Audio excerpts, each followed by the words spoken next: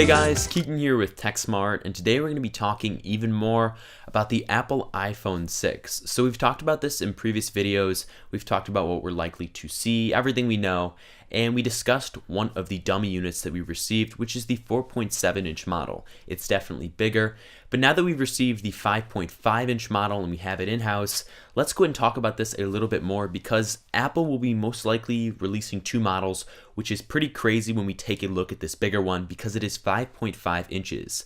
So without further delay, let's go and hop on into what we will be seeing later this fall. So these iPhone 6 models are fabricated by case companies to get a better understanding of what they'll be working with when they are producing their cases ahead of time. So the 5.5-inch model, when in comparison to the 4.7-inch and iPhone 5s, it's absolutely huge. It does bring some of the same design traits that the iPod Touch 5th generation touts, having a thin design and just everything's a little bit more rounded and pulled out. And I'm a big fan for this. I like it a lot. I love when technology gets thinner and gets bigger and just gets smarter, so I'm a big fan for that. And also we're seeing these same characteristics on the 4.7-inch model, where the sleep-wake switch is to the right of the device, so that's going to be easier to press instead of having it at the top of the device, which can be hard for some consumers, and for those consumers that just are happy with the iPhone 5s's screen size and just design, that could be a real big challenge in the future. So the 5.5-inch model is definitely bigger, and that's because we have a bigger screen, and the entire phone just looks to be stretched out and a stretched out version of the 4.7-inch. So the top bar and bottom bar where Touch ID is housed is just absolutely ridiculously huge. In comparison to the Note 3, it is bigger than the Note 3, and the Note 3 features a 5.7-inch display.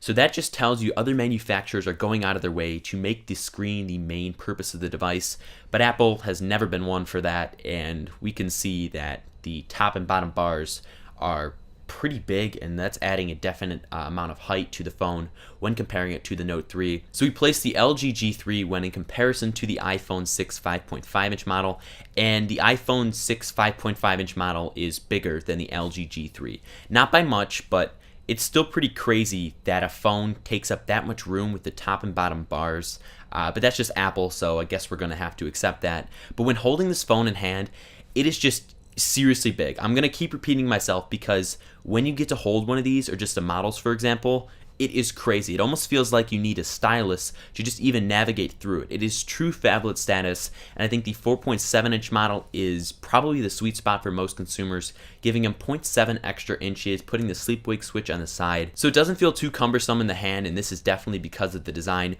but it is a bit awkward pressing the sleep-wake switch if you hold your phone like me. So this is my iPhone 5s right now, and I typically wrap my hand around the very edge of the device. So if I go ahead and do that and I press the sleep-wake switch, I really have to stretch and just adjust my hand position, which can be a bit annoying for some consumers, and I'd definitely be annoyed.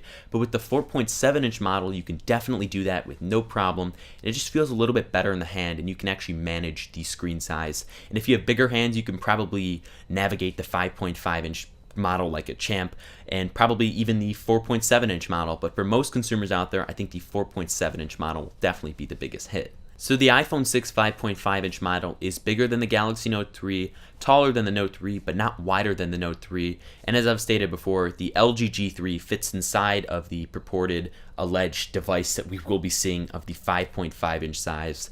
So it's just absolutely crazy that this is even being fathomed, but if Apple is going to release it, and these dummy units really do serve as a mock-up for cases and just help consumers get an idea of what we will be seeing, I'm just still perplexed that this would even come to fruition because it is 5.5 inches and the current iPhone 5s is 4 inches, an additional 1.5 inches. It's just mind-blowing, but hey, I'm not hating on innovation here. And taking a look at the 5.5-inch model, the camera is slightly jutting out. I think this is just a flaw with the model that we have. These devices are obviously not treated as well as a real device, so it's just a point of reference here, as I don't see Apple putting bigger specifications or a better camera in the 5.5 inch model because I just don't think that would make too much sense and it might make a lot of consumers angry. So just wrapping up here, the 5.5 inch model and the 4.7 inch model of the alleged iPhone 6 is just absolutely crazy. The 4.7 inch model feels perfect in the hands. I could definitely rock it on a daily basis, but the 5.5 inch one just feels a little bit weird at first, and I feel like I need a stylus to accompany it like we do see with the Galaxy Note 3. But it's just kind of interesting to see what Apple is doing with their design, making it thinner, which I am a big fan of. But I just don't really understand the top two bars, where the speaker and Touch ID is held, because that just makes this device with a smaller display, bigger than the Note 3, the LG G3, and it's just really interesting to go ahead and talk about. But in the end, I think most consumers are going to jump on the 4.7 inch model because if the 5.5 inch one does cost an extra $100 for the same specifications but just a bigger screen size, I'd see it being a big turnoff because people just want the best fit.